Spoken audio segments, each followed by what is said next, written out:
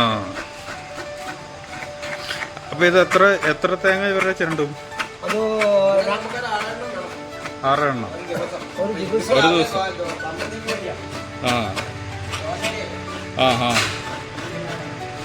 അപ്പോൾ ഒരു ദിവസം ഒരു എല്ലാത്തിനും കൂടെ ഒരു 6-7 തേങ്ങ. ആ സിനേട്ടാ എന്നാ പറയാനുള്ളേ? അല്ല, എനിക്ക് നേരത്തെ അറിയാലോ, നമ്മളിവിടെ ഇതിലും കൂടെ ഒക്കെ ഉള്ളതല്ലേ. അപ്പോൾ എങ്ങനെയുണ്ട് ജീവിതങ്ങൾ? അടിപൊളിയല്ലേ? ഓക്കെ, ഞാനൊന്ന് ഉള്ളിലേക്ക് പോയിക്കോട്ടെ. ഇതാണ് നമ്മുടെ കൊച്ചേട്ടൻ്റെ അടുക്കള ഭാഗം എന്ന് പറഞ്ഞാൽ, ഞാനൊക്കെ പണ്ട് തൊട്ടേ ജനിച്ച് വളർന്ന തൊട്ട് സമയത്തുള്ള ഒരു കട. പണ്ട് വേറൊരു സ്ഥലത്തായിരുന്നു അത്, പിന്നെ പുരോഗമിച്ച് നല്ല അടിപൊളിയായിട്ടുള്ള സംഭവങ്ങളാണ്. രാവിലെ തന്നെ ആർക്ക് വേണമെങ്കിൽ എപ്പം വേണമെങ്കിലും വന്ന് ചായ കുടിക്കാം. ഞാനൊക്കെ ഇഷ്ടംപോലെ ചായയും കടികളും മേടിച്ചൊരു സ്ഥലമാണ് ഇതാണ് ഇത് കൊച്ചേട്ടൻ എന്താ പറയാനുള്ളത്?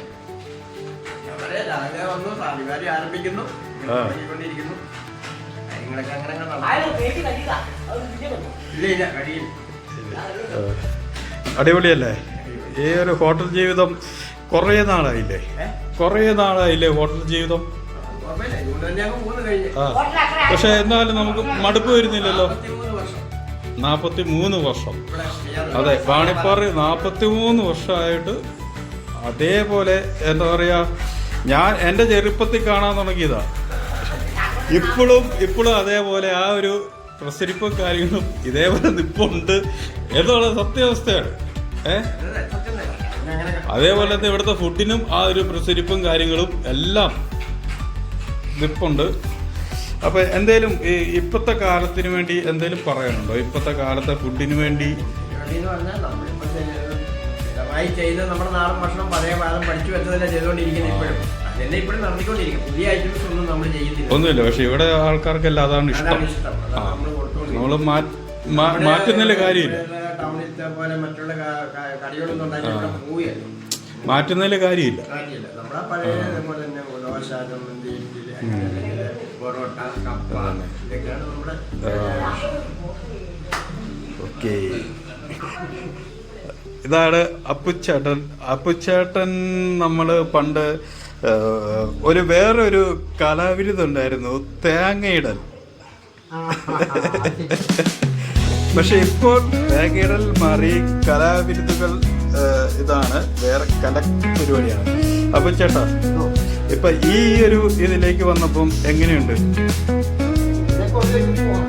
വന്നതല്ല, ഓൾറെഡി ഇതൊക്കെ നമുക്ക് അറിയാം അല്ലേ? അതെ. പക്ഷെ നമ്മൾ ഓരോരോ ജീവിതത്തിലൂടെ മുമ്പോട്ട് പോയിക്കൊണ്ടിരിക്കുന്ന ഒരു സാഹചര്യമായിരുന്നു. ഇതിപ്പോ എന്തിനു വേണ്ടിയായിരുന്നു? ഇതെന്തിനു വേണ്ടിയാ? ദോശയ്ക്ക് വേണ്ടി. അപ്പൊ ഇത് പുളിപ്പിക്കണ്ട ആണോ? ഒന്ന് കലക്കി. ഞാനിവിടെ തോടിന്റെ അപ്പുറത്തെ എന്റെ വീട്ടിൽ എത്രമാത്രം തേങ്ങ ഇടാൻ വന്നിട്ടുണ്ട്.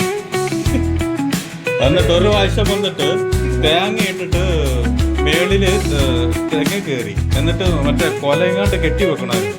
അപ്പൊ ഒരു കയറ് പല്ലെ കടിച്ചു പിടിക്കും.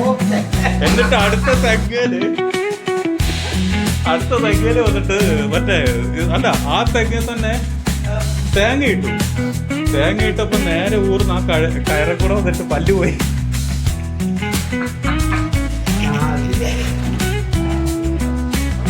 ഓർമ്മയില്ലേ?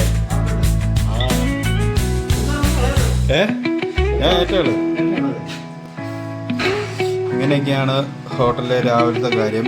ഇതെന്തിനു വേണ്ടി ചൂടാക്കി വെക്കുന്ന വെള്ളമാണ് മൊത്തത്തിലുള്ള.